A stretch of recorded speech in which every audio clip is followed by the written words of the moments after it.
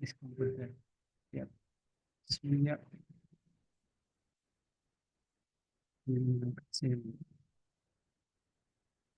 Oke, Bismillahirrahmanirrahim. Assalamualaikum warahmatullahi wabarakatuh. Waalaikumsalam warahmatullahi Waalaikumsalam. Oke, selamat siang semuanya. Selamat Siang, Pak. siang, Pak. Oke, kita ketemu lagi di kelas saya ya. Hari ini kita adalah sesi yang kedua untuk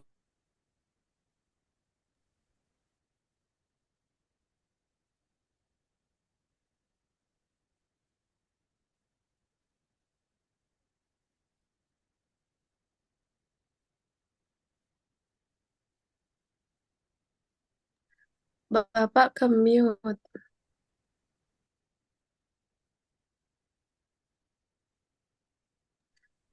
Nggak ada suaranya, Pak.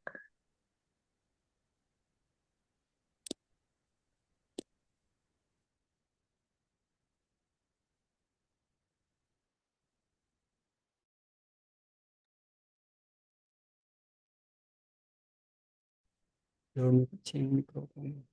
Tes 1, 2, 3. Sekarang gimana? Mohon info? Ada, Pak.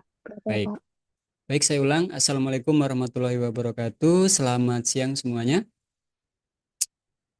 Waalaikumsalam Siang, warahmatullahi Pak. wabarakatuh. Siang, Pak. Oke, hari ini kita lanjutkan ya pertemuan untuk yang kedua mata kuliah tentang kodifikasi atau coding klinis terkait dengan materinya sudah saya bagikan di grup tadi berkenaan dengan infeksi. Kita akan belajar di salah satu platform yang cukup menarik.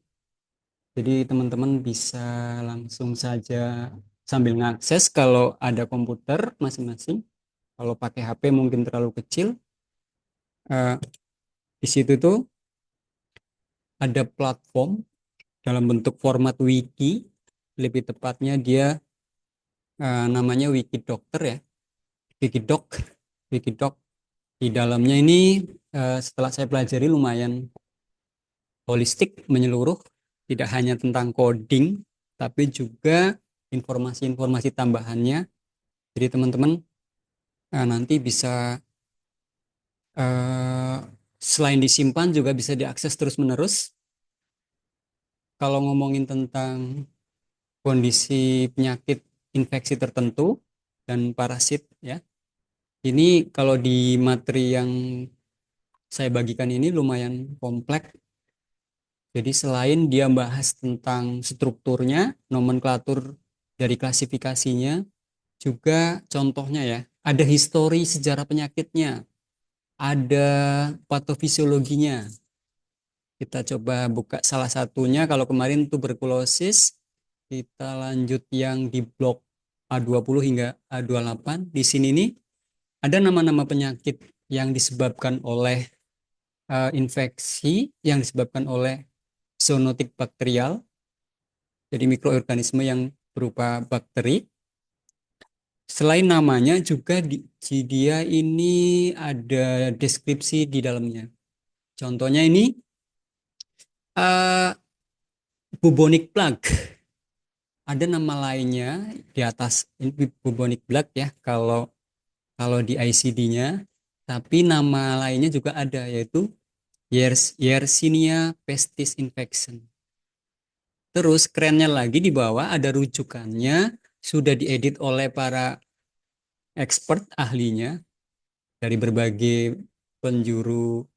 Karena ini memang kayak platform ya, platform untuk belajar tentang patofisiologi, tentang kodifikasi, sekaligus ini ada penjelasan singkatnya atau overview, terus sudut panjang sudut pandang dari sejarahnya penyakit itu muncul di mana.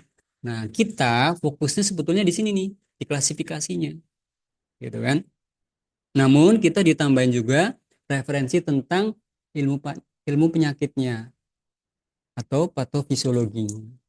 Selain itu, kita juga disuguhkan tentang penyebabnya. Penyebab dari penyakit yang sedang kita pelajari itu apakah dari misalkan dari binatang tikus atau hewan ternak lainnya, biasanya di sini dijelaskan nanti. Bahkan ada ininya ya, kayak semacam etiologi atau asal-usul penyebab risikofaktornya atau faktor risikonya juga ada. Kerennya lagi, juga disertai dengan simptom dan sejarahnya, historinya. Jadi teman-teman nanti kalau misalkan uh, merujuk referensinya pakai ini bisa digunakan untuk penguat dalam proses codingnya. Nah, yang di sebelah, ya, oh ya, treatmentnya juga ada teman-teman. Artinya penyakit apa, solusinya apa juga ada. Solusinya pendekatannya adalah secara medis tentunya, ada medical terapi, pencegahan secara uh, primer, kayak promosi kesehatan di dalamnya. Ada juga yang terapi yang efektif apa gitu. Terus ada terapi yang sifatnya untuk penelitian atau riset, future or investigational therapies gitu. Kerennya lagi ada studi kasusnya. Kalau studi kasus ini biasanya diambil dari hasil riset, riset dari penelitian dari berbagai penjuru dokter, dari klinisi, dari apa namanya tenaga-tenaga kesehatan yang pernah melakukan penelitian. Terus di sebelah kanan pastikan teman-teman nanti ngakses ya. Ini ada informasi pasien, biasanya sejarah kasusnya muncul dari mana, terus klasifikasinya sudah ya. Nah, ini epidemiologinya juga ada. Terus ini ada pemeriksaan fisik, pemeriksaan lab, pemeriksaan penunjang lainnya seperti radiologi gitu. Nah, studi kasus misalkan kita mau buka, kalau kemarin TBC sudah ya, karena infeksi ini banyak banget, mungkin saya pilihkan yang paling menarik saja. Yang penting teman-teman pastikan membaca referensi yang saya rekomendasikan ini. Antrak. Ada yang pernah dengar penyakit antrak? Kolera udah kemarin. Antrak ini juga di beberapa kasus di wilayah Indonesia yang banyak peternakan. Biasanya peternakan apa, Pak? Teman-teman, antrak. Ternakan apa? Yang ada hubungannya dengan binatang ternak. Karena salah satu hostnya atau penyebarnya itu binatang ternak. Ada yang pernah dengar penyakit antrak? Ayo. Belum Pak, belum Pak. Oke, kalau belum kita buka referensi ini. Jadi, ini visualisasi penyakit antrak ditandain dengan adanya lesion atau koreng ya pada kulit. Mirip kutil gitu Pak? Lebih ekstrim sih. Jadi dia penyakit menular juga disebabkan Widih. oleh berbagai penyebab ya. Berbagai ini ada terminologi lainnya nih. Kebanyakan oleh bakteri ya. Nanti merujuk nama bakterinya lebih tepatnya Bacillus anthracis sebagai induknya. Terus nanti eh, kasusnya akan banyak banget. Contohnya kalau merujuk pada area daerah-daerah tertentu, ini contohnya di Siberia. Kalau di Siberia berarti di Rusia ya. Siberia. Siberian ulcer nama lainnya. Ya.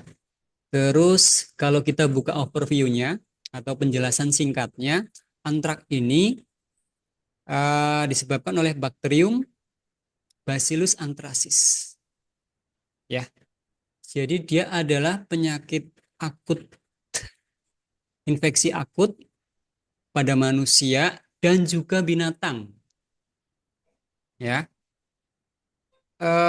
Terus antrak ini kalau kasus yang di berita-berita itu biasanya salah satunya disebabkan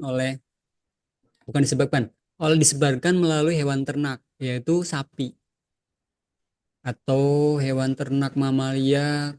Kalau di Gunung Kidul itu pernah ada kasusnya ya. Dalam waktu dekat ini kalau nggak salah ada beritanya itu muncul kasus tentang antrak. Karena di sana kan banyak peternakan sapi. Itu. Ini kalau teman-teman mau menerjemahkan dalam bahasa Indonesia juga bisa, jadi lebih enak. Antrak ini diambil dari bahasa Yunani ya, artinya batu bara. Karena mungkin dari tadi kan ada visualisasinya, gambarnya hitam ya. Nah, bakteri yang menyebabkan tadi perlu dicatat teman-teman, bakteri Bacillus anthracis. Nah, untuk menentukan bakterinya ini ketahuan, kira-kira diceknya di mana? Apakah di penunjang fisik? Apakah di rongsen? Apakah di komputer tomografi? Boleh kalian teman-teman cek. Misalkan cek di temuan laboratorium. Nah, di sini di platform ini juga keren nih. Teman-teman bisa mencoba membacanya bahwasanya penemuan yang diduga pasien antrak ini, pasien suspected mengidap antrak, ini evaluasinya ini tandain dengan demam ya, febrile illness. Terus ini ada pemberi, kita coba terjemahkan aja boleh. Ada perawatan kultur ya, berarti memang ada hubungannya dengan pemeriksaan lab. Karena nanti untuk memastikan dia ada kandungan bakteri antraknya, tentunya diambil sampelnya kan. Nah kan, tes laboratorium. Termasuk pemeriksaan apakah pasiennya mengalami gejala anemia, apakah ada masalah pada trombositnya atau trombositopenia, terus apakah ada peningkatan sel darah putih atau gejala leukositosis. Nah, ini bisa jadi tanda-tanda awal yang bisa ditemukan di pemeriksaan laboratorium. Sedangkan untuk temuan laboratorium lainnya, nah ini ada pemeriksaan dari selain gejala juga sebentar. Pemeriksaan kulturnya tadi. Kultur dari bakterinya mana tadi?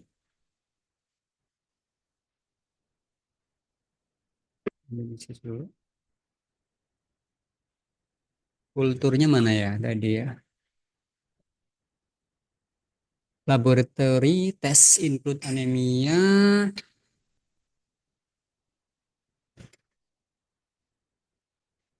sistemik antrak, terus pemeriksaan fisik yang menandakan dia pemeriksaan lab untuk membuktikan bahwa pasien itu ada sampel yang mengandung bakteri. Nah ini, kalau kita terjemahkan, jadi bahwa usapan berarti kan sampel ya. Topikal itu permukaan dari lesi kulit. Jadi diambil sampel dari permukaan kulitnya untuk mendeteksi apakah bakteri antraksis kedeteksi atau enggak. Ya, jadi untuk menegakkan penyakit antrak ini salah satunya selain dari gejala juga pemeriksaan lab ya. Nah, untuk pemeriksaan lainnya apakah ada? Bisa teman-teman juga bisa coba cek. Kita Inggriskan lagi. Kalau Inggris malah lebih enak. Rujukannya misalkan di sini ada, oke. Tapi kan dia di permukaan kulit, Pak. Tampak secara kasat mata. Iya juga sih. Tapi kita lihat apakah ada tindakan khusus. Ternyata ada teman-teman. Namanya anthrax chest X-ray. Bisa jadi mungkin apakah dia mengalami penyebaran di area tubuh yang tidak bisa dilihat secara kasat mata gitu. Jadi teman-teman manfaatkan benar sumber referensi ini dengan berbagai penjelasan yang holistik ya, menyeluruh dari sejarahnya, dari patofisiologinya, dari penyebabnya. Terus ada pembanding. Nah, ini namanya teman-teman silakan tulis differentiating disease atau kalau dokter di rekam medis kertas maupun manual biasanya nulisnya DD atau kalau diterjemahkan adalah diagnosis banding. Teman-teman boleh cari referensi apa itu diagnosis banding.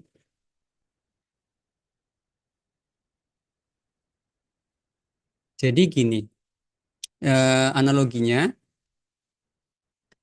jika ada pasien demam, demam itu kan gejala. Dari gejala demam itu eh, bisa jadi penyakit A, bisa jadi penyakit B. Nah, kalau dokter nanti menambahkan diagnosis banding, itu biasanya diagnosisnya ditulis 2, tapi dengan ada keterangan DD. Ya, jadi diagnosis banding adalah daftar kondisi yang memiliki gejala serupa, serupa dalam hal ini sama-sama demam, tapi nanti kesimpulan akhirnya bisa jadi beda. Bisa jadi dia penyakit A, bisa jadi dia penyakit B. Nah, dalam kasus antrak, jika teman-teman mendapati eh, differentiating dari antrak, ini adalah apa aja kita lihat. Codingnya bisa jadi lebih dari 1, tapi dia itu pembanding. Kalau dia nggak penyakit antrak, ya bisa jadi dia penyakit lainnya. Contohnya dalam hal ini, eh, nah ini, gejalanya mirip kayak kegigit, eh, apa namanya itu, Spiderman apa? Spider apa sih kalau dalam bahasa Indonesia? Laba-laba. Jadi kegigit laba-laba itu ternyata gejalanya itu, simptomnya itu mirip dengan antrak pas awal ya. Jadi nanti bisa jadi karena dokter belum melakukan pemeriksaan lab, dia baru sebatas di hasil rujukan atau hasil dari puskesmas yang labnya belum lengkap. Jadi dia punya dugaan atau DD-nya. Jadi nanti kayak gini dokternya. Tulis ya. Kalian akan menemukan studi kasus, diagnosis,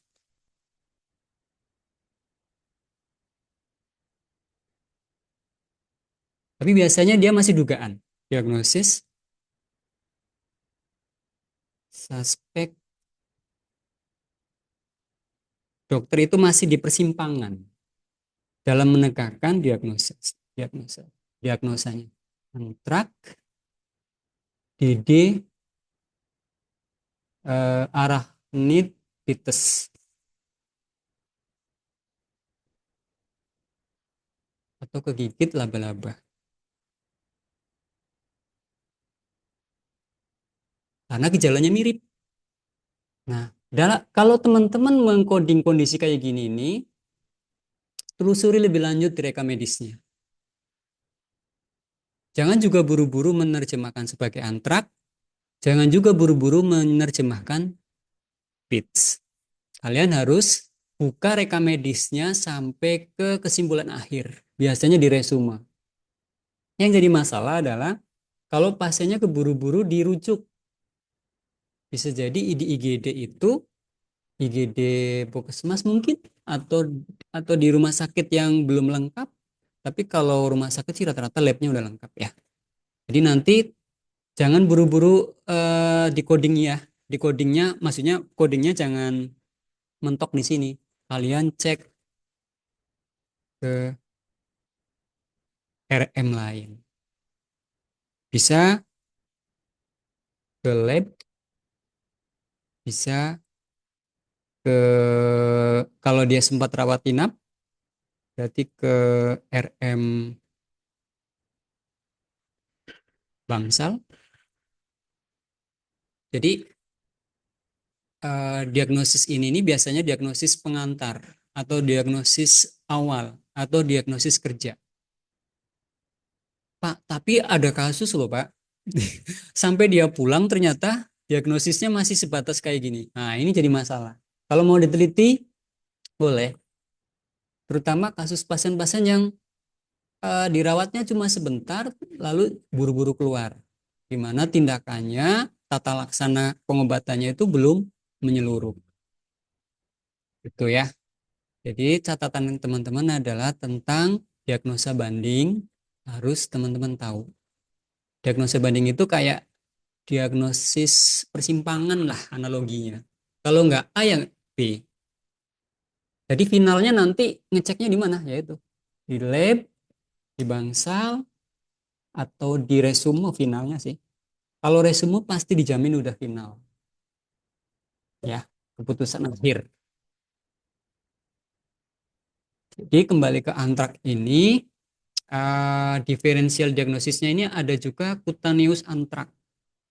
Ini penyebabnya lebih ke, oh ini maksudnya yang eh, kulit ya, antrak pada kulit.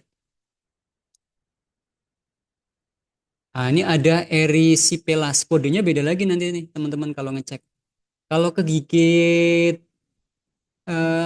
apa laba-laba ini kodenya apa Pak? Yuk kita lihat. Kalau memang benar-benar dia kegigit laba-laba, bukan dari antrak, kita bisa lihat nih codingnya. Mana nih codingnya? Klasifikasi harusnya ada. Nah nih, dia larinya ke kode T teman-teman. Keren ya. Ini referensi ini kalau teman-teman explore terus sering-sering membaca, nanti kalau ada pertanyaan bisa cepat rujuk, merujuk referensi. Pak, ini kok bahasa Inggris semua? Nah, caranya gini. Kalau teman-teman menggunakan komputer, pakai Chrome, klik kanan, ada fitur canggih sekarang kan, Translate to Indonesia. Kalian jangan pernah eh, kehilangan akal dalam menelusur, dalam mencari rujukan, gunakan berbagai tool, silakan. Dengan teman-teman membiasakan, nanti enak, kan? Gigitan laba-laba. Oke. Oke, jangan terlalu lama di sini. Ini bukan coding yang kita bahas. Kembali ke antrak. Nah, ini maksud dari diagnosa banding atau dalam bahasa Inggrisnya diferensiasi disease. Kalau dalam hal ini adalah differentiating disease untuk penyakit antrak. Oke, kalau pemeriksaan penunjang lainnya di sini juga bisa melalui pemeriksaan radiologi ya. Test for inhalation antrak. Terus ada pemeriksaan radiologi berkaitan dengan jalur nafas ya. Jadi pernafasannya itu dicek juga. Terus apalagi ya yang patofisiologinya Pak, coba kita lihat. Patofisiologi itu apa sih? Ada yang tahu nggak? Patofisiologi itu apa sih? Ilmu Pak. Ya, ilmu yang Ilmu mempelajari. yang mempelajari tentang gangguan, bukan Pak? Ya, ya, yang mempelajari tentang penyakitnya itu apa Pak?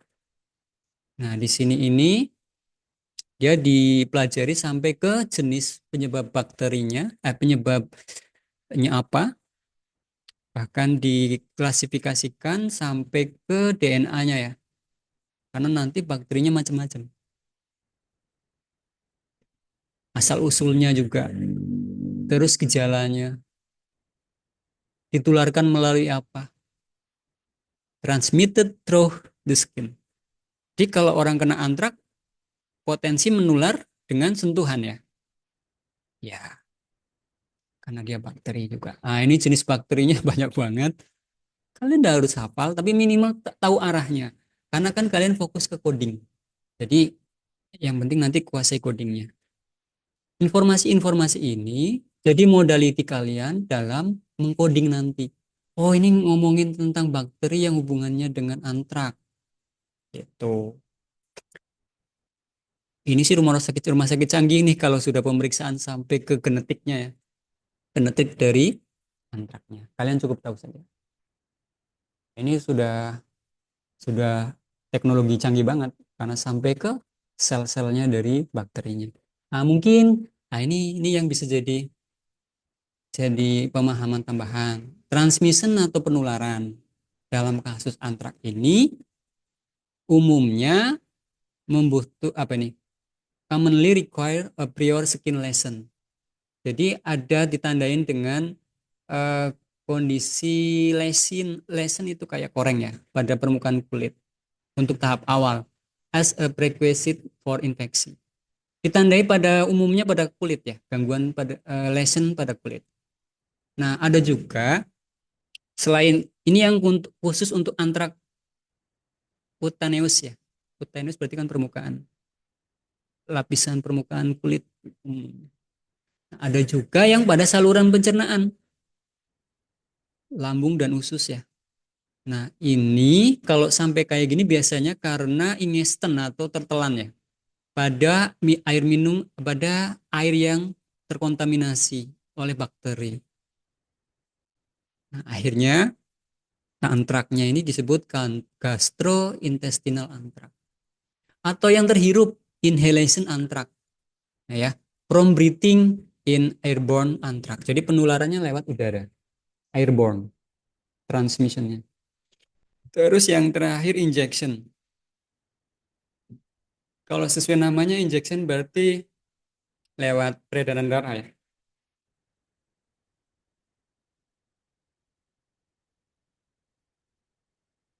Tertusuk atau melalui media tertentu yang kemudian menjadi uh,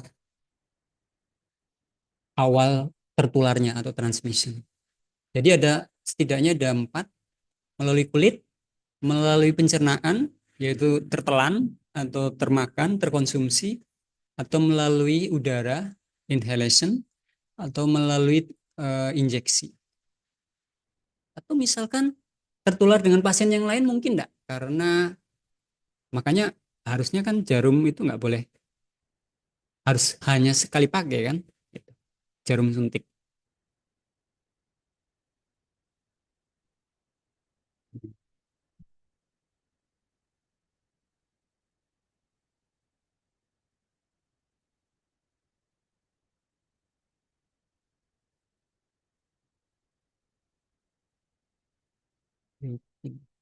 Oke ya, satu penyakit ini dibahas menggunakan pendekatan platform wikidoc.org. Jadi teman-teman nanti ambil poin-poin pentingnya, silakan di minimal Pak Noto ngambil kasus yang antrak, teman-teman boleh ngambil topik ini. Ini ada yang keren nih, kalau terapi apa nih, CT image. Kalau CT kan berarti komputer tomografi image, pengambilan nggak bisa dibuka ya. Eh, Terus ya referensinya ada yang mati nih. Tapi kalau yang radiologi banyak yang mati ya. Eh, atau ambil yang apa ya? Yang kasusnya, studi kasusnya. Nah, ini contoh studi kasus dari, oh belum ada ya. Karena ini sifatnya platform, jadi nanti dokter siapa yang berkontribusi nyalur apa membagikan referensi pengalamannya gitu sih. Jadi ada beberapa kasus yang ada kasusnya, ada yang enggak. Tapi enggak apa-apa, teman-teman setidaknya bisa mengumpulkan yang penting adalah diagnosisnya, histori dan gejalanya, pemeriksaan fisik. Pemeriksaan fisik ini ya tentunya dilihat dari kasat mata ya, apa yang terlihat di mata atau dari keluhan. Kalau di kutaneus berarti di kulit. Di sini ada scar, kalau di kulit ada edema, bengkak, berarti kan ada pembengkak, ada pembesaran pembuluh limfu atau limfadenopati. Kalau untuk antrak yang pada gastrointestinal ini meliputi gejala dari demam, fever, takikardia, berarti detak jantung berlebih ya.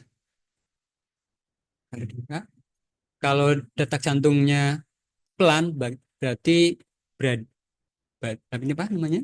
Bradikardia. Terus ada luka pada permukaan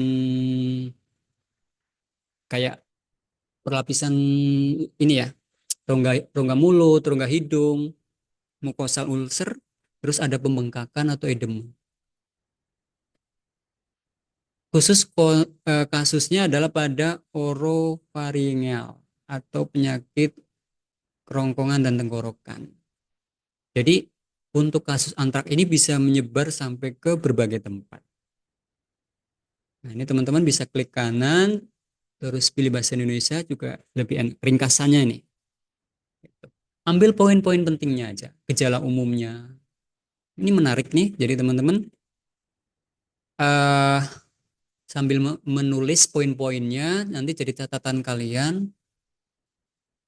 Kalau suatu saat ada kasus, pas di dunia kerja pun referensi ini bisa dipakai minimal sebagai rujukan tentang pengkodingan dengan didukung informasi yang relevan dengan kondisi di rekam medis sama dengan catatan di referensi. Nah, codingnya sendiri apa sih untuk antrak ini? Kita kembali ke awal. Jadi untuk codingnya ini di sini kita bisa lihat tadi namanya di overview ya. Di overview itu paling atas hmm,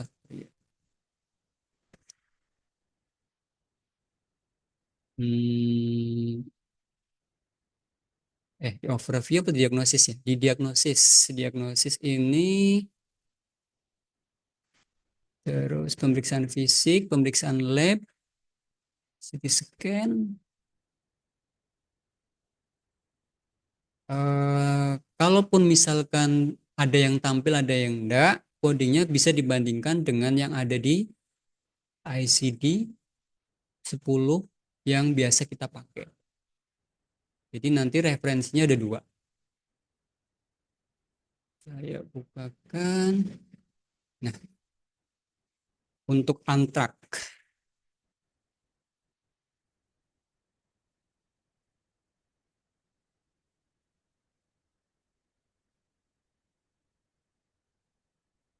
Nah, yang antrak ini ada subnya enggak? Kita lihat di strukturnya. Ada sub dari codingnya. Kita lihat.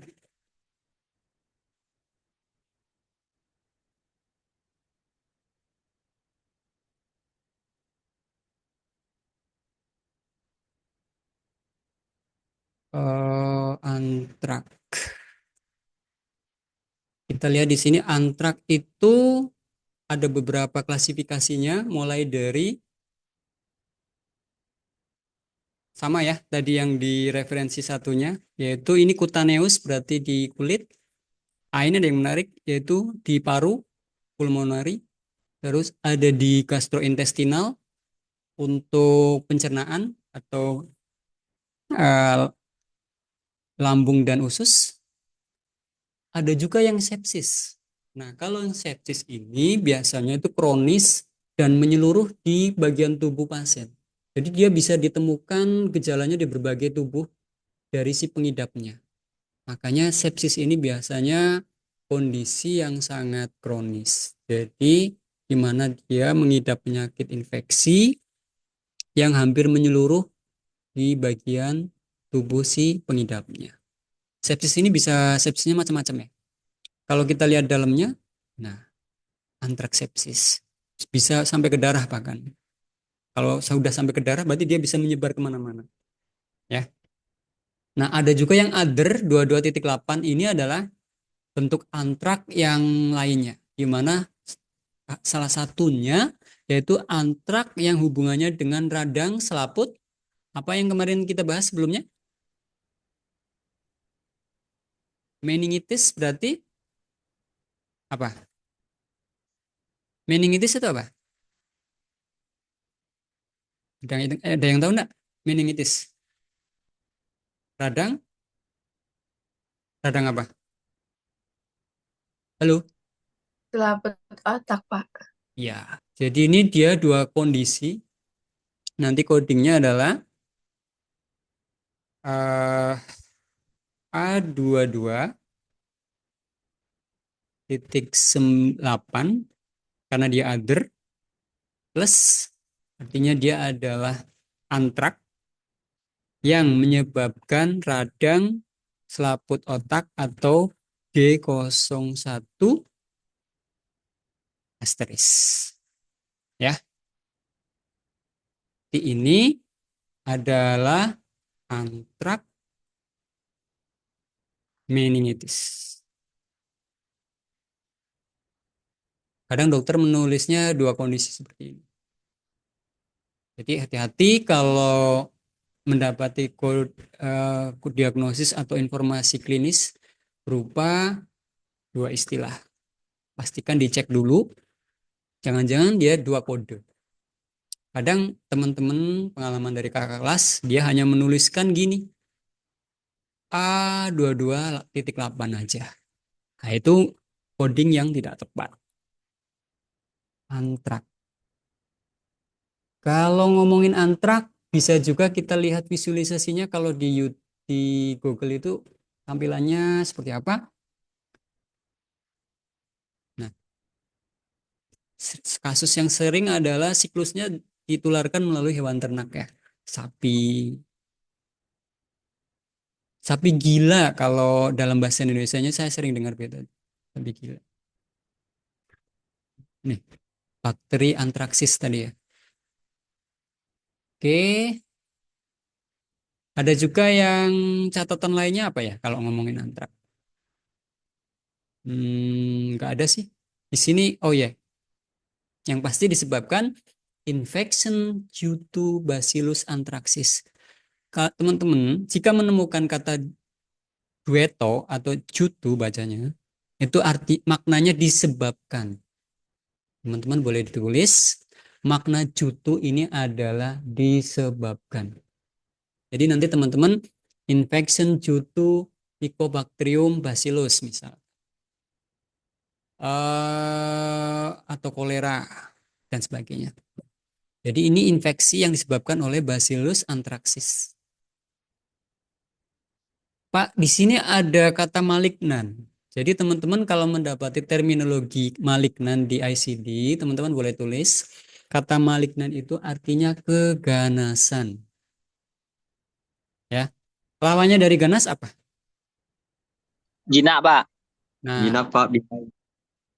Rido dan Ale udah jinak belum? Alen. Udah, Pak. Oke, kalau jinak berarti bahasa medisnya apa? Benign Pak. Ya, Binayen. Tulisannya Jinak, gimana? Pak. Jinak. Binayen. B Kanker, Pak. G N. Ya, binayen ya. Jadi kalian nanti nggak boleh terlalu asing dengan terminologi ini. Malignan. Keganasan. Ini nanti terminologi ini juga dipakai di bab berikutnya nanti yang kita akan pelajari neoplasma. Jadi ini merujuk kepada sifat. Berarti ini Pak antrak pada kulit yang sifatnya kalau sampai mengalami keganasan, iya ditandai dengan karbunkel, pustule. Itu visualisasinya seperti apa? Kita lihat kulitnya seperti apa Pak? Karbunkel itu seperti ini. Kayak wudun, apa wudunnya? Kalau bisul, bisul, bisul. Wudun bahasa Jawa ya. Karbunkel. Jadi ditandai dengan karbunkel. Terus yang satunya pustule. Pustule ini ditandai dengan seperti apa? Kayak jerawat nggak sih? Ya, pustule. Intinya dia di permukaannya. Makanya cutaneous, lapisan kulit. Antraknya menyerang pada permukaan cutaneous, termasuk yang ganas yaitu karbunkel dan pustule. Kalau pulmonari apa? Pada paru-paru. Termasuk yang antrak inhalation, berarti melalui pernafasan, menularnya. Transmisinya via pernafasan. Kalau pasien terdiagnosis antrak, lalu ciuman dengan mungkin dengan anaknya, dengan pasangannya, potensi tertular enggak? Potensi, Pak. Kan Ya, tuh sentuhan langsung, Pak. ya, enggak hanya sentuhan, bahkan udaranya ini, inhalation. Ya, nanti yang potensi terpapar risikonya adalah bisa jadi ke paru-paru menularnya. Ada juga terminologi lain nih, rag picker ini seperti apa sih? Yuk kita lihat. Ini nama lain dari pulmonary anthrax yaitu rag picker disease. Teman-teman boleh nyari ini spesifiknya seperti apa sih? Sebetulnya sama penyebabnya ya, disebabkan oleh Bacillus anthracis. Pembedanya dia tertelan ya, by ingesting them. Ini sambil makan, hati-hati salah nelan, nesting something gitu kan. Pastikan sudah PHBS, cuci tangan yang bersih, perilaku hidup dan bersih. Kos-kosannya sering disapu enggak? Eh, ya, kebersihan adalah bagian dari ya bagian dari kalian, bagian dari iman. Kalau yang Muslim ada istilah itu. Ada juga wall sorter disease, ini konteksnya sama ya teman-teman. Jadi kalau ada klasifikasi seperti ini, terus di bawahnya ada terminologi lain, ini konteksnya sama, cuma nanti pembedanya di hal apa. Inilah yang melalui udara, ini melalui makanan, kalau wall sorter ini melalui apa? Kita lihat. Nah, ini melalui apa teman-teman? Ada kata-kata wool sorter. Jadi kalau di negara-negara barat yang banyak ternak domba ya, penghasil wool, itu ternyata bisa tertular melalui media bulu domba atau wool ya. Wool sorter is a person who sort wool into different grades. Ya. Jadi aktivitas mensortir ya bulu domba. Jadi medianya itu bulu domba itu dihasilkan dari apa? Dari hewan ternak apa? Wool domba kan? Jadi melalui media bulu domba ya yang tertular. Kalau makanya nanti kan sebenarnya hewan-hewan ternak itu perlu dicek kan, divaksin kan? Mau sapi, mau babi, mau hewan-hewan ternak lainnya lah, kambing, kerbau yang memang untuk konsumsi gitu kan? Itu perlu dinas terkait biasanya peternakan ya lakukan vaksinasi untuk mencegah antrak, vaksin anti antrak. Terus yang lainnya sudah bahas tadi, kita coba yang menarik lainnya apa ya? Tadi kalau dari materi tadi ini banyak banget. Demam berdarah. Demam berdarah apa bedanya dengan demam biasa? Di sini ada, ini karena di kasus kita juga banyak. Saya pilih-pilih yang menarik ya, kalau untuk infeksi ini banyak banget. Yang pasti teman-teman nanti tetap membaca mandiri. Link juga saya kasih. Pastikan baca. Nanti kalaupun ada studi kasus, silakan akses sumber yang sudah saya referensikan. Bahasa Inggris, iya, kalian bisa menggunakan translator dan sebagainya. Sekaligus kalian membiasakan mengakses referensi yang valid. Kita akan belajar kode A90. Jadi ini demam dengue fever. Lebih tepatnya nama lainnya classical dengue. Dalam perkembangan klasifikasi ada yang temuan awal itu biasanya disebut classical dengue A90.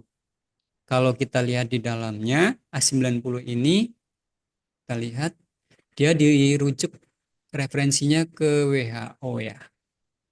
Angkanya di dunia ini cukup tinggi.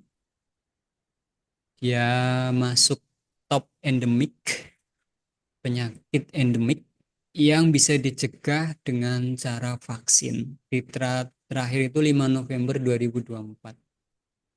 Untuk kasus A90 ini. Sebentar.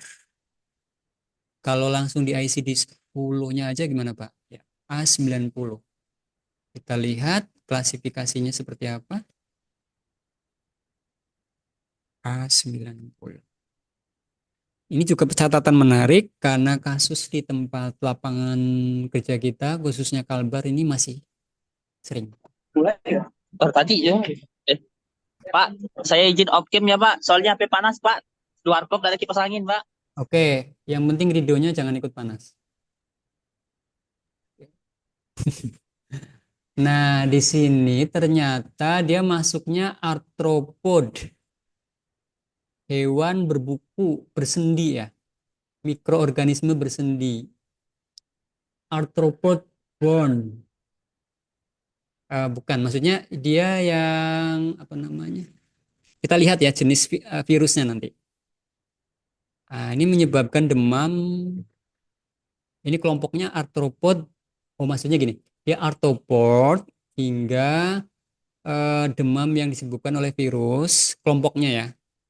Terus demam yang disertai dengan pendarahan, hemorrhagic fever, virus. Itu masuknya di A90 hingga A99. Di sini ada namanya dengue fever, classical dengue. Jadi nanti bedanya dengan yang A91 ini apa? Kalau A91 itu disertai dengan DBD lah, ini bahasa gampangnya. Kalau yang A90 itu tidak disertai dengan pendarahan ya. Gitu.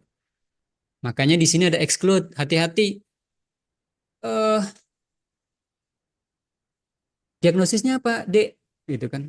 Demam dengue. Nah, demam dengunya yang gimana? Oh, dengan pendarahan. Oh, berarti DBD A91. Nah, ada ilmu baru, jadi di versi 2000 berapa ya? 19. Untuk A90 sama A91 itu ada klasifikasinya. Tapi ini untuk BPJS belum dipakai, sayangnya gitu. Jadi saya tunjukin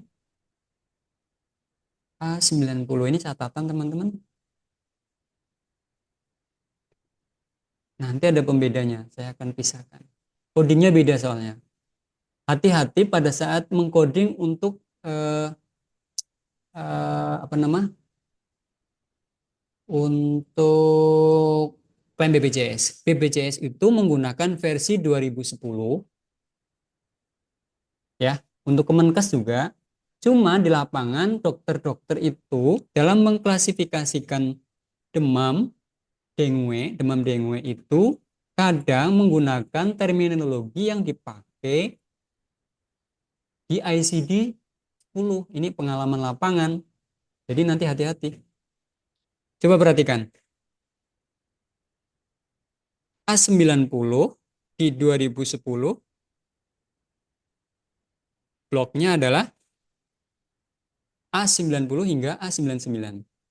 Tapi di sini tiba-tiba A90-nya ada enggak? Tidak ada, Pak. Seolah-olah hilang kan? Seolah-olah hilang kan? Nah, ini namanya revisi ya. Revisi yang 2019. Gitu. Nah, takutnya nanti di lapangan dokter kadang kan buka ICD juga itu. Nanti larinya ke sini. Kita buka dulu yang 2019.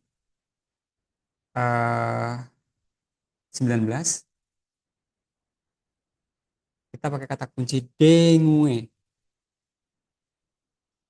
Catatannya adalah ada perbedaan untuk kasus dengue di ICD 2019 dengan 2010. Oke, saya tulis dulu. Terus yang satunya dengue juga. Jadi yang dipakai yang mana, Pak? Dua-duanya bisa dipakai, tapi peruntukannya untuk apa? Kalau untuk pengetahuan, kalian boleh pakai yang 2019. Tapi untuk pekerjaan, karena di Indonesia masih pakai yang versi 2010, pakai yang ini. Silakan ditulis, teman-teman.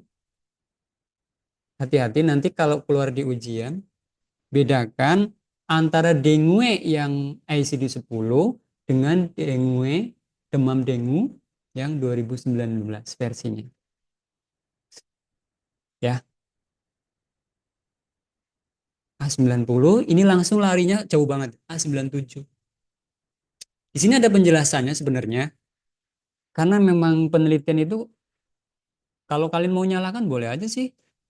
Pak, kenapa Kemenkes masih pakai tahun 2010? Pertanyaan yang menarik. Saya sendiri belum bisa menjawab. Kenapa Kemenkes RI, Kementerian sebagai leading sektor utama penggunaan klasifikasi ICD di Indonesia itu masih pakai versi yang 2010.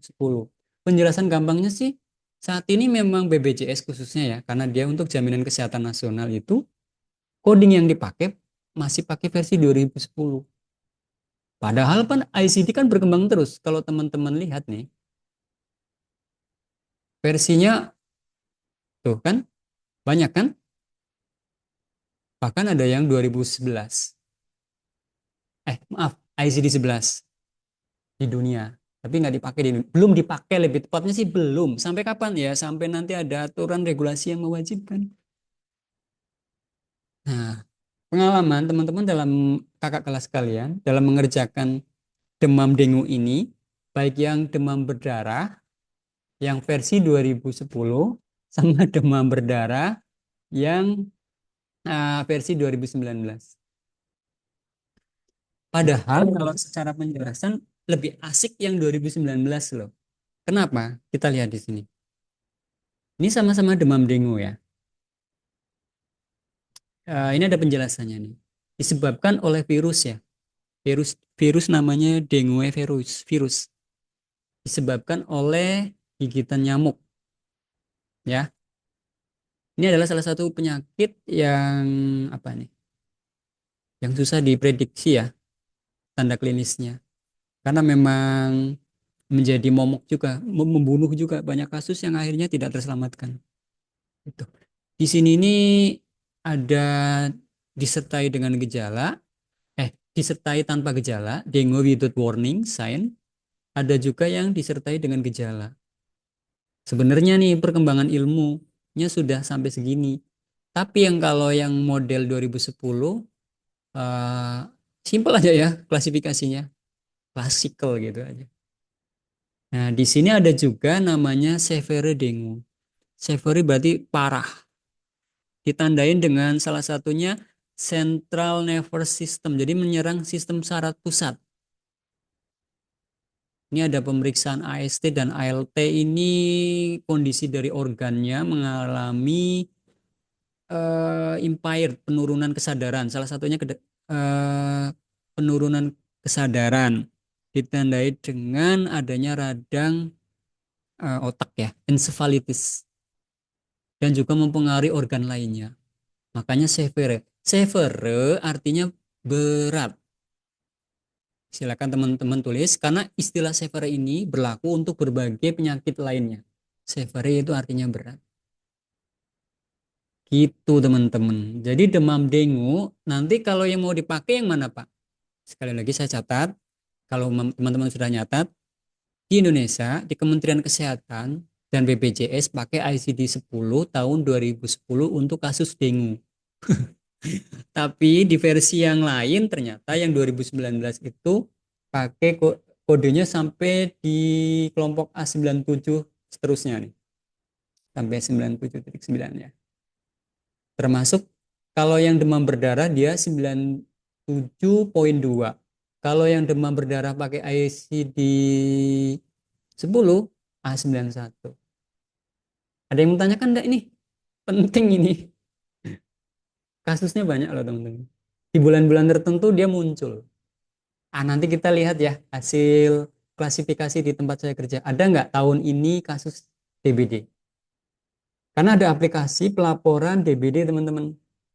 Kalau nanti teman-teman kerja di rumah sakit atau di puskesmas, kalau di rumah sakit khususnya ada namanya sistem informasi demam berdarah. Jadi nanti dia kalau ada kasus nggak ada kasus dilaporkan. Kalau nggak ada nol, kalau ada kasus laporkan. Saya nama sistemnya nih. Demam.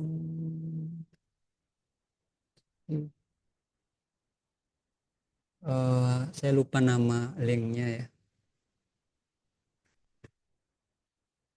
Pelaporan demam berdarah.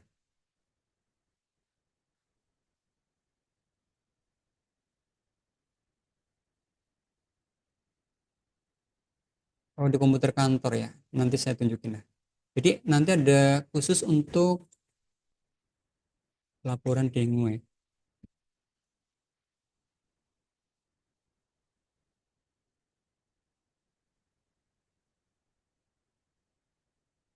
Saya simpen di mana linknya ya. Oke, intinya ada. Jadi mengkhususkan kode-kode ini nanti. Tapi yang dipakai yang mana Pak? Ini A91 dan 92. 97 ini cukup kalian jadi ilmu aja. Bapak nanti mau mengeluarkan soal yang mana, Pak? Yang 2019 atau 2000 atau yang 2010? Tergantung. Ini kan udah saya ajarkan. Ya, jadi siap-siap. Kalau hari ini nggak nyimak, pasti sesat. Percaya deh. Pastikan untuk demam dengue, teman-teman menggunakan rujukan ICD yang mana. Kan bisa online, bisa ngakses. Ya. Untuk demam berdarah ini, untuk demam dengue ini ada dua, yaitu demam berdarah dan demam dengue saja.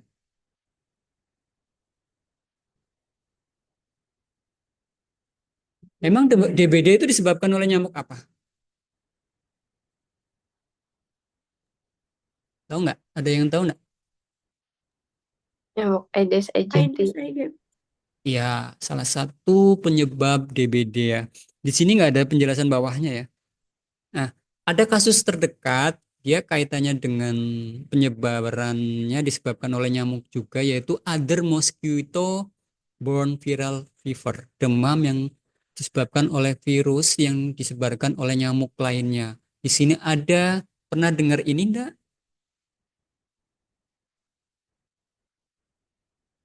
Ada kasusnya nih, Cikungunya, benar, Pak. ya sering dengar kan? Nah, Sering cikungunya, dulu tapi. ya kasusnya banyak nih. Biasanya Cik- makanya arthropod ini kan merujuk pada sendi ya. Biasanya gejalanya pada sendi-sendi si pasien itu mengalami sakit roka-roka, kalau bahasa kampung pernah dengar istilah itu. Ada juga onyong-onyong fever. Oh ini namanya agak unik ya. Bacanya gimana nih? Ini kalau nggak salah referensinya dari Afrika. Di buku tadi itu, di referensi tadi itu kita lihat. Onyong-nyong piper, Pak. A92.1, A92.1. Nah, kita lihat historinya. Pertama kali ditemukan nyong-nyong virus ini gimana?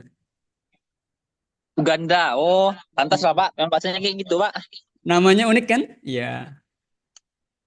Kayak yang kayak upu onyen osasen gitu, Pak. Cara penamaannya, Pak. Kamu bisa doh. Aduh, kamu ulangin doh. Yang upu onyen osas. Mantap kali kok bisa hafal itu. Oke, itu keunikan istilah-istilah yang diambil dari benua Afrika ya. Nah, keren nih nyambung dengan yang Rido samplingkan bahasanya tadi.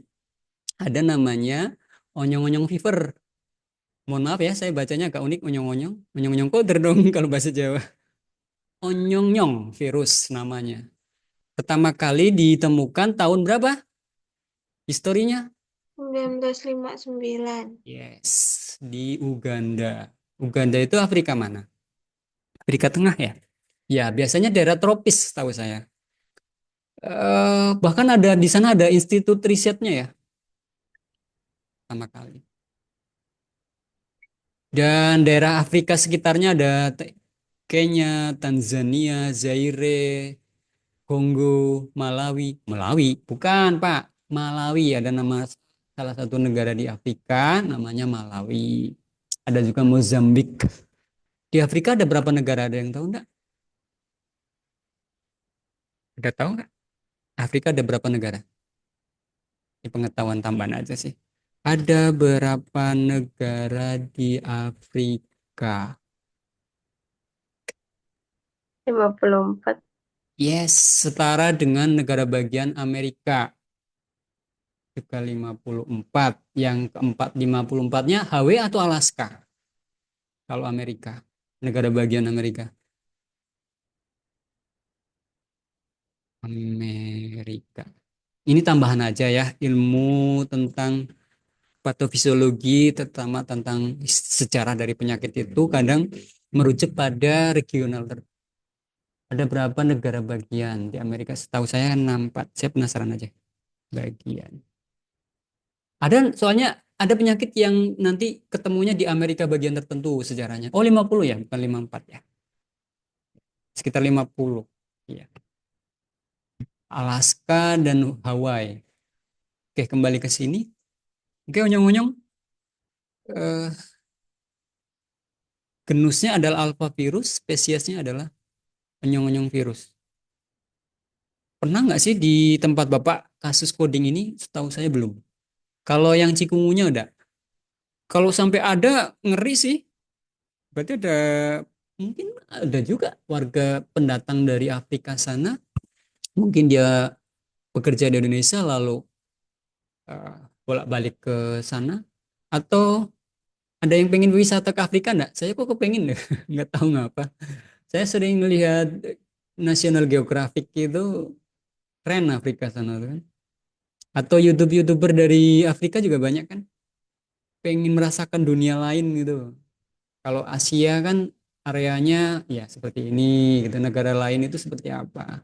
Minimal kita membuka insek atau wawasan. Oke, selanjutnya Venezuela Equine Fever. Kira-kira ini merujuk apa nih? Venezuelan. Yuk. Ini merujuk apa? Nama ini, terminologi ini. Negarakah? Wilayahkah? Nama seseorangkah? Nah, kita Negara sih, Pak. iya, kebanyakan negara memang. Kita lihat sejarahnya A92.2 ini. Keren ya referensinya ini. Nanti kita bisa merujuk sampai ke historinya. Minimal kalian jadi nambah wawasan. Oh, betul. Dia adalah terjadi di negara Venezuela. Ada sejarah tahunnya enggak sih ini? Dia oleh virus juga, alpha virus. Historisnya nih. Discover in 1938. Gimana kalian bacanya nih? Kalian membacanya 1938 atau 1938? Kalau Itu dalam bahasa Inggris. biasanya tuh kalau di luar tuh belas angka dua angka dulu baru dua angka lagi Pak kayak 19 and 38 gitu Pak. Ya, Foto set ada gitu. jadi discover in 1938 ya. Ya, 1938. Bukan 1938. Kalau di Indonesia kayaknya menerjemahkannya 1938 gitu kan. Bukan 1938. Kalau dalam bahasa Inggris biasanya diucap per 2 digit. Oke, itu tambahan aja. Ya, salah satu bagian negara Venezuela. Nah, gejala khasnya apa sih ini? Eh, itu historisnya, ini klasifikasinya, ini patofisiologinya. Kebanyakan oleh virus yang disebabkan oleh nyamuk. Pastikan kalian membaca nih. eh Codingnya berapa tadi? Nah, ini visualisasinya. This is negatively stained pada tahun 1975 yang pernah dianalisis difoto menggunakan Microsoft mikroskop elektron ya. Elektron micrograph. Tambahannya. Tambahan informasinya. Gejalanya mana nih? Oh, ini. Venezuelan equine encephalitis may be caused by Venezuelan equine encephalitis virus. Oh, ini penyebabnya. Terus DD-nya. Nah, ini sekali lagi setiap penyakit biasanya disertai dengan DD. Apa itu DD? Tadi Different Diferensiasi disease. penyakit pembanding. differentiating. Penyakit pembanding. Ya. Jadi pembanding dari Venezuelan fever ini Venezuelan virus ini ada meningitis. Kesamaannya ada, perbedaannya juga ada. Dalam hal apa? Swelling ini bengkak ya. Pada bayi usia 0 hingga 6 bulan. Ada juga abses pada otak. Ini juga gejalanya ada kesamaan dengan Venezuelan virus. Nah, ini ada berapa nih? 1, 2, 3, 4, 5, banyak ya. 6, bahkan stroke pun ada kemiripan.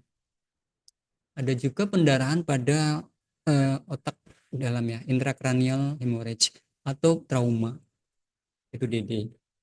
Oke, back Kita lihat West Nile. Nah, ini merujuk tempat lagi ya. West Nile berarti di mana? West Nile. Nile. Ayo yang Barat. pengetahuan. Hah? Gimana, En? West tuh barat kan, Pak. Nil Yes. tuh Apa? sungai Ini Nil. Sungai Nil. Sungai Nil ada di mana? Eh, Mesir. Bentar, Pak. Aduh, geografinya gimana? Afrika, Pak. Ya, Afrika mana? Bukan anak IPS, Pak. Loh, saya juga anak IPA. Tapi saya suka geografi. Heeh. Berarti di Afrika betul. Garis bawah ya. Dia Nil ini merujuk pada nama sungai di Afrika. Negara apa tepatnya sekarang? Berada di mana sungai Nil ini? Ada yang kenal sama Fir'aun? Ada yang kenal sama Fir'aun enggak? Halo. Kenal, Pak. Ini Fir'aun. kenal Fir'aun. Fir'aun. So kenal. Boleh-boleh nih kenalannya si Eni, Raja Fir'aun. Bayangkan. Oke, berarti apa hubungannya dengan Fir'aun? Penyakit ini? Enggak, maksudnya letaknya itu di negaranya Fir'aun dulu. Di Afrika betul. Ini nama sungai iya. Negara Afrika apa namanya? Yang memiliki aliran sungai Nil. Ada beberapa negara tuh. Salah satunya Ethiopia, dilewatin juga. Somalia ujungnya. Tapi induknya hulu dari sungai Nil adalah Egypt. Egypt apa? Ada yang tahu Mas, nggak? Mesir. Ya, Egypt. Siapa tahu kalian kelak kerja di luar negeri. Codingnya terkait dengan kasus-kasus unik di negara tertentu. Iya kan? Misalkan kerja di ada kan kakak kelas kalian yang setikara kalau nggak salah bidan atau kesmas kerja bidan ya kerja di Arab ya. Pokoknya di iya, Timur Tengah tuh. Ya bisa aja kan rekam medis kerja di Timur Tengah, Egypt atau Mesir. Nanti ketemu coding unik ini West Nile virus infection. Jadi ini adalah virus infeksi yang ditemukan di Sungai Nil Barat, bagian barat. West Nile ini kalau kita lihat merujuk kepada peta, kita pilih maps, eh, kita pilih maps, mana nih?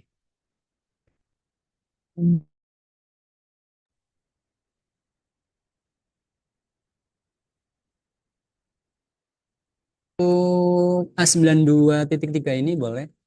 A92.3 ini. Apakah betul pertama kali ditemukan di Afrika, di Sungai Nil gitu? Taksonomi, overview. Ini untuk jenis virusnya dibesarkan menggunakan mikroskop elektron. Mana lah ya? Referensinya bisa jadi ada yang lengkap, ada yang enggak. Tapi setidaknya teman-teman bisa coba telusur. Nah ini ada juga yang menyebar sampai ke Afrika Selatan ya. Madagaskar ini Afrika Timur, Timur Tengah. Nah, siapa yang mau kerja di Timur Tengah? Ada nggak yang punya cita-cita nanti kerja di luar negeri? Gen Z, ya, Gen Z kerja di luar negeri kayaknya lebih lebih ini ya, lebih siap ya tantangan dunia. Kalau di Indonesia bisa juga, tapi pengen tantangan kerja di luar negeri. Lalu kerjanya di bidang eh, Health Information Management atau HIM. Kalau di istilah luar negerinya, kalau di Indonesia ya pereka medis. Pasti mempelajari hal yang sama. Ya. Ingat, kalau nanti kalian kerja di luar negeri, Pak Noto pernah ngajarin penyakit virus yang ditemukan dari berbagai negara, siapa tahu kerja di Timur Tengah gitu kan. Oh iya bener ada nih ya kasus di lapangan gitu. Oke lah ya. Rift Valley ini kalian boleh eksplorasi di sini nih. Rift Valley ini merujuk pada apa sih kekhususannya? Mana nih? Case study, history ada nih. Oke, sejarahnya Rift ini merujuk kepada lembah ya. Nama ini lembah lembah kalau nggak salah. Valley ini kan lembah. Rift ini coba historinya.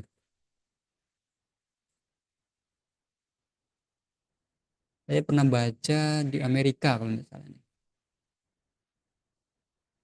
Disebabkan oleh nyamuk juga. Recent mosquito bites, bekas gigitan nyamuk. Oke, kalau sejarah cuma nilai tambah aja. Yang penting teman-teman kalau ngingat ada istilah-istilah yang merujuk pada tempat, pastikan teman-teman cek codingnya tepat. Oke, ini di A90, A99.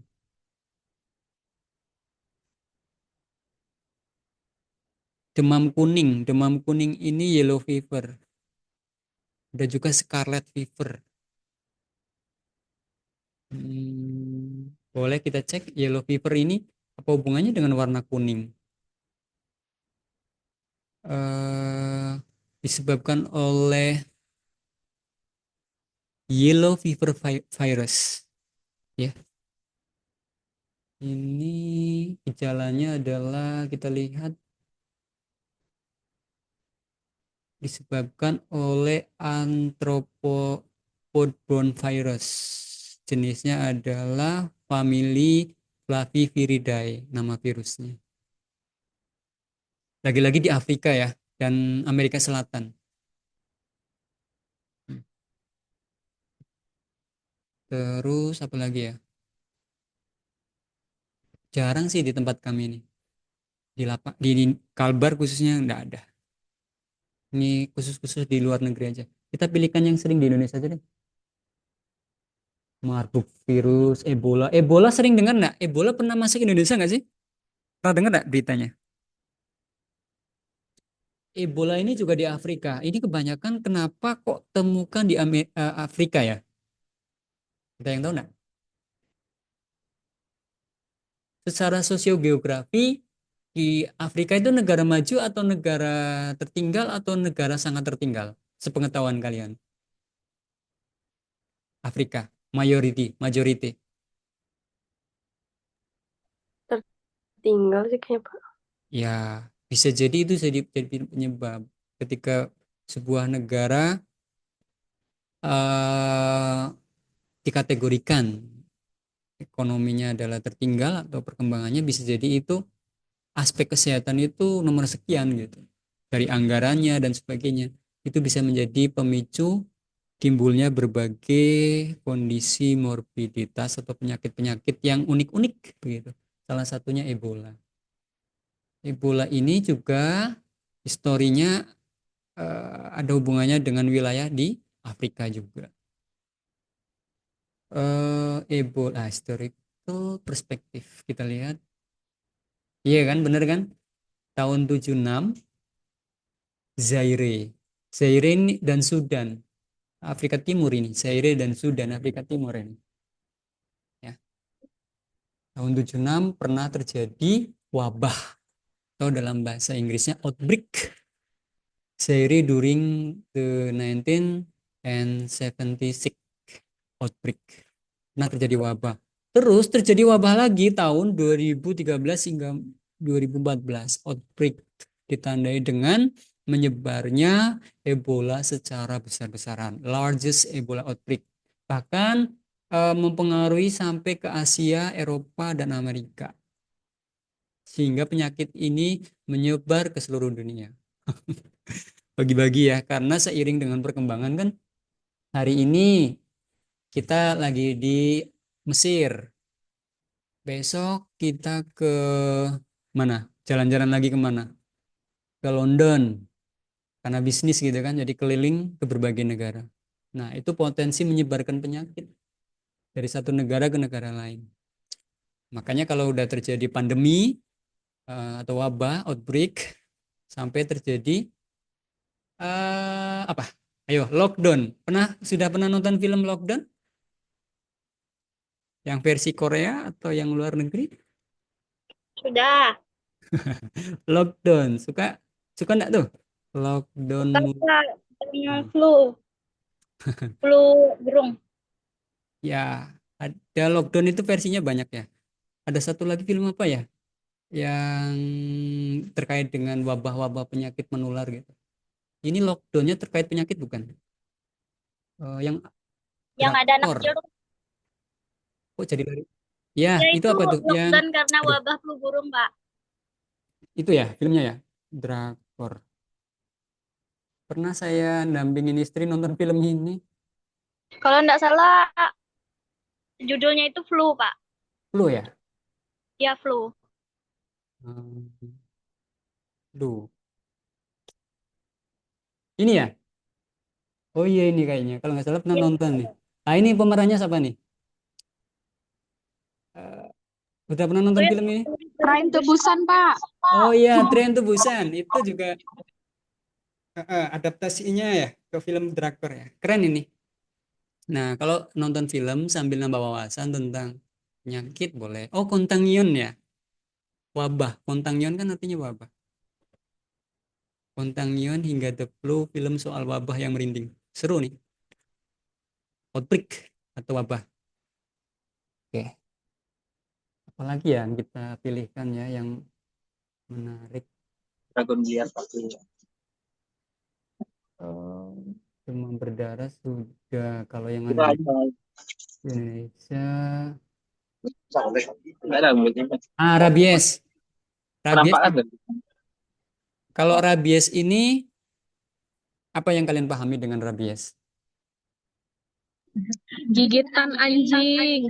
Baik, apalagi salah satunya disebabkan itu. Apakah hanya anjing?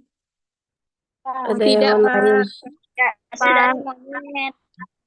Walaupun umumnya yang sering kita dengar bisa jadi anjing, ya kan? Dia disebabkan oleh bakteri atau virus? Virus. Virus, Nah, Pak. pertanyaannya virus apa?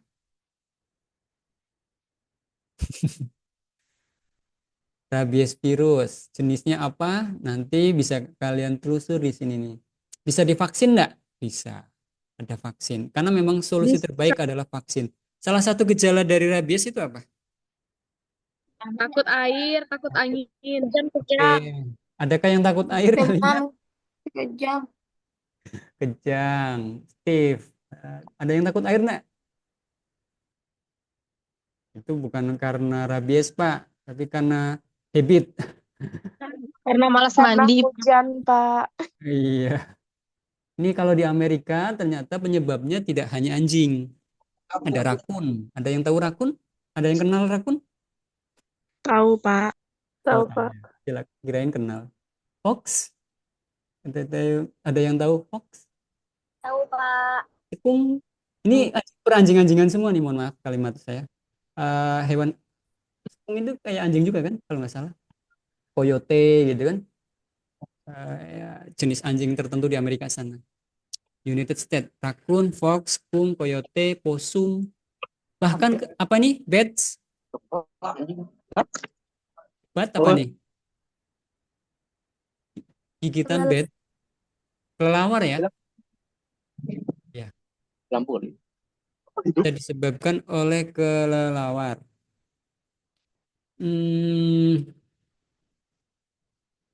Terus apa lagi ya? Mungkin lebih ke diagnosisnya saja, Pak. Baik, kriteria diagnosisnya ini tanda klinisnya, diagnosis klinisnya adalah salah satunya dia memiliki riwayat, terus takut air, ya, hidrofobia, bahasa medisnya, aerofobia, khususnya pada rabies encephalitis rabies, jadi pada otak. Rabies yang sampai ke otak ini juga bisa sampai mengalami aerofobia. Aerofobia ini apa sih? Takut pada apa? Ada yang tahu? Udara bukan, Pak? Udara atau ruangan? Oh. Aero memang udara. Berarti apapun yang terjadi kamu harus tetap bernafas. Ini takut sama udara. Bahaya ya kalau sampai rabies nih. Oke, kalau kalian ragu, kita ragu boleh cari. Arachnofobia ini merujuk kepada apa sih? Ketakutan yang secara ekstrim, Pada udara. airplane, Benar banget. naik Iya. konteksnya gimana? Apakah naik pesawat gitu? Bisa jadi ya? Nah ini Pas tak Angin yang Eh. bergerak. angin. Angin flying. yang bergerak. Nah, nih lebih spesifik nih kalau dari referensi kendaraan yang terbang. Kendaraan yang terbang apa aja? Becak terbang, Pak, loncat. Kapal terbang, Kapal terbang pastilah, ya kan? Emang ada contoh lain? Ya, helikopter lah jelas. balon udara, Balon udara. Misalkan ada pasien lagi ke Turki, ke daerah mana itu? Siapa yang mau bulan madu kelak ke Turki dengan pasangannya, terus ke daerah wisata yang ada balon-balonnya itu apa namanya? Saya lupa. Kapadokia. Kapadokia. Ada hafal kalian, saya malah cuma ingat tapi bingung. Wisata balon terbang di Turki. Pontianak, nggak ada. Di Turki. Pasien sedang wisata ke apa tadi namanya? Kapadosia dalam rangka bulan madu dengan pasangannya. Lalu dia mengalami gejala aneh yaitu takut terbang tiba-tiba padahal dia nggak ada riwayat gitu kan. Catatannya begitu. Itu catatan sederhananya. Lalu dibawalah ke rumah sakit, ya kan? Setelah diperiksa dari gejalanya itu juga dia takut pada air, ya. Wah, jangan-jangan ini dia kena rabies. Ngeri amat ya. Orang lagi jalan-jalan malah sakit kan. Sakitnya yang ekstrim lagi. Ya bisa aja terhidap, mungkin tertular waktu di bandara, ketemu dengan orang banyak, lalu dia terpapar, lalu kena rabies. Di hari ke-7 selama di Turki atau di Eropa Timur sana, lalulah muncul gejala aneh. Takut naik balon udara, nggak kayak biasanya gitu. Naik pesawat aja biasa kok gitu. Tiba-tiba pasien mengalami kondisi gejala klinis yang unik, yaitu takut dengan ketinggian atau pas naik kendaraan terbang. Setelah diperiksa ternyata mengidap mungkin masih awal, masih suspek ya. Nah, pemeriksaannya seperti apa, Pak? Kita lihat kalau screeningnya bisa dilakukan. Pemeriksaan screening itu di sini salah satunya apa nih? Pemeriksaan enzim imunoassay. Ini salah satu proses investigasi ya pada hibridoma. Pada ini antibody ya, antibody pada manusia untuk dicek. Karena sebetulnya gini, kita dibekali dengan kemampuan oleh Tuhan diciptakan, kita diciptakan oleh Tuhan diberi dengan kemampuan kekebalan tubuh yang beragam ya. Nanti kalau antibodinya muncul dengan adanya pemeriksaan enzim imunoassay ini muncul, berarti pertanda ada sesuatu infeksi. Nah, ini bisa jadi pemeriksaan screening awal untuk memastikan apakah dia rabies atau enggak gitu. Berarti lab lah ya poinnya ya. Pemeriksaan lainnya elektrokardiogram atau EKG. Kalau pasien rabies, jika dilakukan pemeriksaan elektrokardiogram atau pemeriksaan jantung menggunakan elektronnya, di sini ditemukan finding on EKG yang mengarah kepada rabies meliputi aritmia. Aritmia itu biasanya bilur-bilur di kulit ya. Terus adanya atrioventricular block, penyumbatan pada pembuluh atrialnya. Terus dia sinus bradikardia, berarti detak jantungnya lambat. Bradi kan lambat. Ini ada pemeriksaan EKG-nya, sinus Ares. Ini adalah hasil pemeriksaannya. ST segmen. Ini pemeriksaan dari istilah-istilah yang ada dikaitkan dengan EKG ini. Tuh. Faktor risiko dari rabies ini juga penting teman-teman tahu. Ini ilmu kesehatan masyarakat sih. Gigitan dari binatang yang terinfeksi. Siapa nih yang suka gigit? Enggak, maksudnya siapa yang hewan apa yang biasa suka gigit? Ya, Kucing. bisa kucing. Makanya ada, kalau di Melawi ini kemarin dinas peternakan atau dinas ya peternakan itu melakukan vaksinasi hewan anabul ya, mau anjing mau kucing, untuk salah satunya ini mencegah rabies. Terus faktor risiko lainnya bisa terpapar dari apa nih, urin ya, air kencing, atau apa nih, hasil keluaran dari binatang yang terinfeksi. Misalkan ada anjing terinfeksi rabies, lalu urinnya mengenai kita, mungkin dalam jumlah tertentu, kemudian bisa menjadi media penular, exposure, terpapar. Dalam kasus langka bisa jadi transplantasi organ. Ginjal kalian masih aman? Aman, Pak. Masih Aman Pak, ya? belum jual Pak. Oh, syukurlah, masih dua ya? Ginjal. Masih 2 atau 3? Yang mau beli ginjal. Dua lah Pak. Info pembeli Pak. Iya. Nah, dalam kasus transplantasi atau donor organ, ini juga bisa menjadi faktor risiko tertular rabies. Misalkan dari pendonor, kan nggak hanya donor organ ya. Donor apa berarti? Donor darah mungkin enggak? Ya mungkin aja. Makanya kalau setiap pemeriksaan donor darah kan dicek ya, sehat enggak. Dan following individual may have higher risk of contracting rabies than general population. Ini ilmu kesehatan masyarakat. Penularan melalui komunitas. Nah, ini contohnya sesama pekerja lab. Ada punya teman yang kuliah analis laboratorium. Dia habis kerja, nggak cuci tangan, dah hand hygiene, tidak menggunakan APD atau menggunakan APD tapi yang rusak atau tidak aman. Lalu dia menjadi penyebab, pembawa, atau kemudian menularkan ke sesamanya. Lab worker. Spelunker ini apa ya? Apa sih ini kalau bahasa Indonesianya? Apa nih spelunker?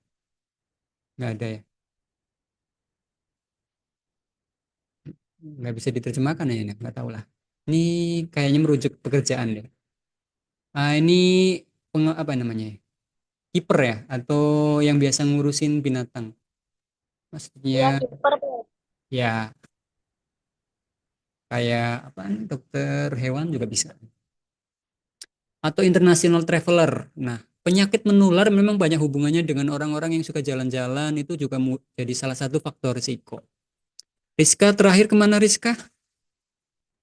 Kenapa, Pak? Terakhir kamu kemana paling jauh? Mainnya jauhan dikit ke Tidak ada Pontianak. sih, Pak. Kemana paling jauh ke Sanggau pas PKL. Artinya kegiatan berjalan berpindah dari satu tempat ke tempat lain itu kan kondisinya beragam ya. Daerah yang kita kunjungin bisa jadi aman, bisa jadi kebalikannya. Nah, ini kalau international traveler jadi salah satu penyebabnya. Oke, itu ilmu kesehatan masyarakat sih. Kembali ke coding. Oke, ke coding yang menarik-menarik aja karena di blog ini banyak banget. Demam berdarah sudah. Malaria masuknya kemana Pak? Coba kita masukkan. Malaria. Oke, dia sudah lari ke B sih. Saya pengen habisan dulu di A. Di A yang paling menarik, setahu saya kolera sudah kemarin, karena masih ada di Indonesia. TBC ini yang paling menarik. Jangan lupa nanti dibuka lagi. Kalau ini oleh Antrak juga di Sintang kalau nggak salah pernah ada. Nah, ini leptospirosis. Udah jam 2 ya. Pas terakhir untuk blok A. Nanti pertemuan berikutnya blok B. Terakhir untuk infeksi, pertemuan 4 kita untuk neoplasma. Pertemuan 3 masih infeksi di blok B. Banyak banget soalnya. Leptospirosis ini sejarahnya gimana, Pak? A27. Kalian baca ya. Pak, nanti untuk catatannya hanya yang berdasarkan Pak Noto bahas atau saya boleh nambahkan yang lain? Boleh. Kalau Pak Noto tadi kan saya sepil-sepil yang menarik kan, kayak rabies, kayak antrak, kayak demam berdarah, demam dengue. Kalian yang boleh silakan dibuat catatan semenarik mungkin sebagai tugas. Ada penyakit-penyakit yang ditemukan berdasarkan regional tertentu. Di Afrika kan banyak tadi tuh. Nah, ini bolehlah. Apa tadi? Saya mau bahas apa? Oh, leptospirosis A27. Saya pilihkan materi terakhir. A27 ini apa sih, Pak? Karena banyak, saya ambil sepil-sepil yang kira-kira menarik. A27 ini adalah leptospirosis. Leptospirosis ini eh, nama lainnya, sinonimnya banyak, teman-teman. Nih, ada Cane Carter Fever, Harvest Fever, infeksi cutu Leptospira. Leptospira ini merujuk kepada nama virusnya ya. Terus Japanese Autumnal Fever atau demam.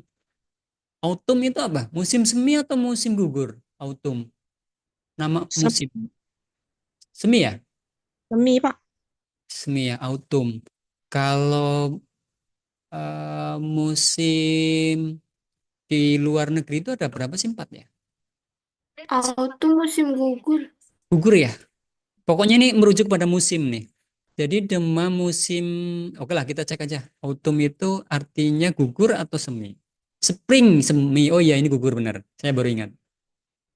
Autumn adalah musim apa? Gugur benar ya, autumn. Jadi ini adalah demam musim gugur di Jepang. Itu nama lain dari leptospirosis dan sebagainya. Bahkan ada Queensland. Queensland ini di mana? Afrika atau Australia? Queensland. Australia, Pak. Australia. Ada yang mau kuliah di Queensland? Queensland University Technology. Yut. Nah, itu ada jurusan reka medis di sana.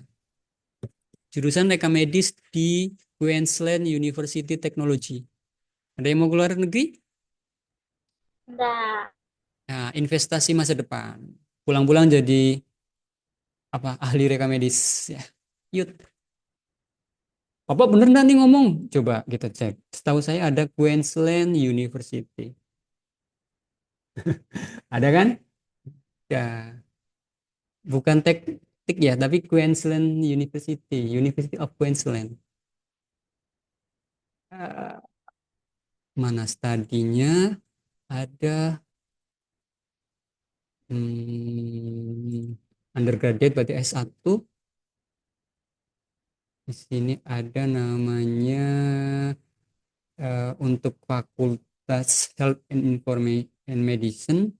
Di sini ada namanya jurusan engine health science.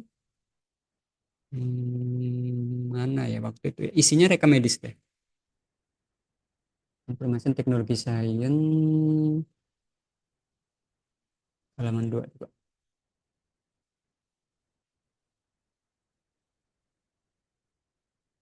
Atau udah ganti nama ya?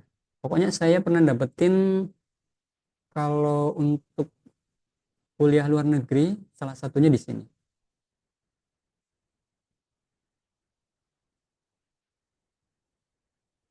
Computer Science dan ini dokter ya ilmu gigi.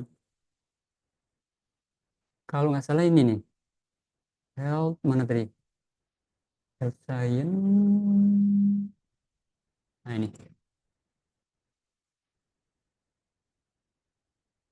nggak bisa dibuka ya. Udahlah, intinya dia tentang setara dengan reka medis pembelajarannya. Nanti saya coba carikan aja. Oke, ini untuk leptospirosis. Disebabkan oleh apa? Oke, terakhir, karena udah jam 2 lewat, saya ada Zoom juga hari ini. Disebabkan oleh apa nih? Ada yang tahu enggak? Ini apa? Cacing. Cacing. Cacing.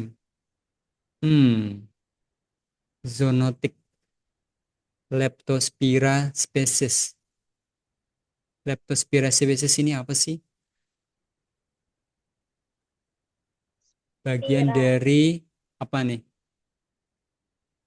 Apakah disebut bakteri? No. Bakteri. Hah? Bakteri, Pak. Leptospirosis ini jenisnya apa? Zoonotik ya. Hewan bersel tunggal, namanya leptospirosis tadi.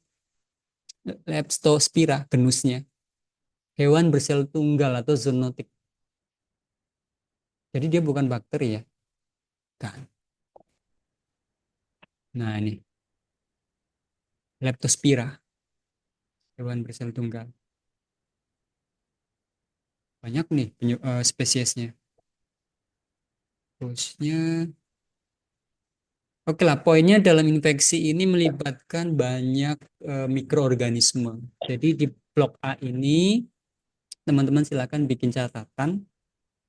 Minimal yang Pak Noto sampaikan hari ini kalian buat catatannya.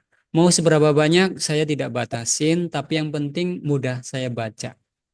Poinnya di situ. Jangan juga hanya sedikit. Ya minimal 1 halaman lah. Halamannya, maksudnya dalam 1 halaman penuh banget nggak Pak? Kembali ke kalian dalam menangkap materi yang saya sampaikan. Ngambil dari rujukan dari sini boleh Pak? Boleh. Yang penting apa yang saya sampaikan coba kalian bikin ringkasan. Batasnya kapan Pak? Hari ini jam 23 lah malam lah. Ya. Udah langsung kerjain aja. Kan tadi udah saya lihat teman-teman udah banyak yang menulis tuh. Langsung Oke. dijabrikan ke Bapak, Kak. Ya, dipoto kirim saya. Kalau jangan kebanyakan lah, kalau 2 lembar kayaknya maksimal deh. Siapa tahu ada yang sangat telaten nulis sampai 2 halaman. Minimal 1 halaman lah. Pak. Mm-mm. Ya, Mentok. ya. Poin-poin penting aja Rizka dan teman-teman. Saya absensi dulu nih. Terakhir, yuk nyalakan kameranya. Saya butuh dokumentasi Siti Aisyah. Puji itu bonekanya selalu di situ ya. Ji, oh Puji, nggak denger dia. Siapa namanya tuh di belakangnya?